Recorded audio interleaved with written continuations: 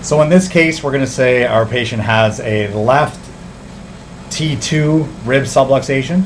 So we'll start with the IFC machine for 10 to 12 minutes. We'll put some heat on the patient, gets a lot of blood flow there, and loosens the tissues up. We do use suction cups for our treatment here, not sticky pads. After that, we're going to do a thing called shockwave.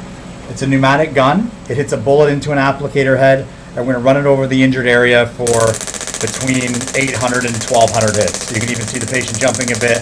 This is a pain. When we actually do it, we use an ultrasound gel on there just to get that all moving. Once again, that'll be for 8 to 1200 hits. Then we're gonna have the patient turn over and we're gonna adjust that ribbon. All the stuff we do beforehand, the heat, the shock wave, the IFC, is to loosen the tissue up and allow for an easier adjustment.